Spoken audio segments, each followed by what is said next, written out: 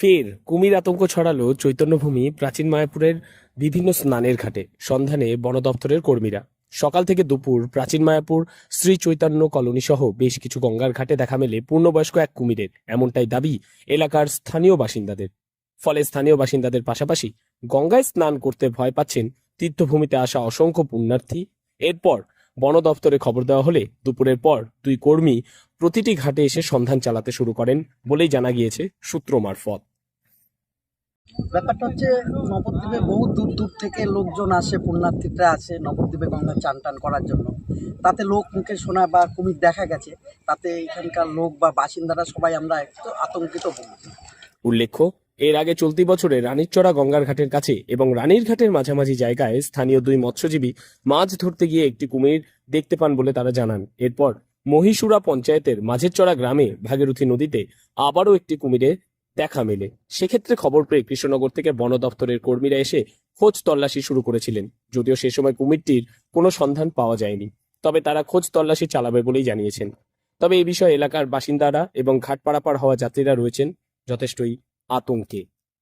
একটা লোক টাউনের থেকে চান করতে এসছে, ও মাঝে মাঝে আসে। তো একলাই ছিল, উনি যখন চান করতে এসছে তখন উনি দেখে যে ওইখান থেকে কুমিরটা আসছে, পুরো মুখও জলের উপরে আর পিঠের এইখান থেকেও পুরোটা জলের উপরে। উনি বলছে যে উপরে উঠে এসে বলছে তোমরা আসো গো, দেখো দেখো একটা কুমির এসছে।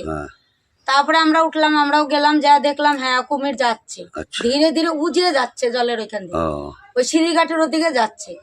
তারপরে যখন সব লোক গঙ্গা ধারে গেল তখন এতটা যায়, এদিকে একটা নৌকা ছিল, নৌকার পাশাপাশি যখন গেল তখন ডুব দিল। হ্যাঁ, ডুব দিল। বেশ বড় কুমির, হ্যাঁ ভালোই বড়, মুখটাই তো এত বড় লম্বা, উপরে পিঠটাও এত বড় দেখা যাচ্ছে জলের উপরে, কালো রঙের।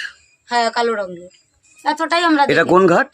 এটা প্রাচীন মায়াপুর শ্রী চৈতন্য কলোনি। আচ্ছা। প্রসঙ্গত, জেলা বিভিন্ন জায়গা থেকে এর আগেও জেলায় একাধিকবার গঙ্গায় অবাধে কুমিরের বিচরণের অভিযোগ উঠে এসেছে। স্থানীয় বাসিন্দারা গঙ্গার একাধিক জায়গায় কুমিরকে সাঁতার কাটতে দেখতে পান এবং সেই সমস্ত দৃশ্য ক্যামেরাবন্দি করে বন দপ্তরের আধিকারিকদের দেখানো হয়। তবে এ পর্যন্ত সাধারণ মানুষের তেমন কোনো ক্ষতি না হলেও যথেষ্টই আতঙ্কের মধ্যে রয়েছেন তারা। নদীতে স্নান করা থেকে শুরু করে মাছ ধরতে যাওয়া কুমিরের কারণে বাধাপ্রাপ্ত হচ্ছে বলেই তারা জানাচ্ছেন আমাদেরকে। নদিয়া থেকে মৈনাক দেবনাথের রিপোর্ট, লোকাল 18 বাংলা।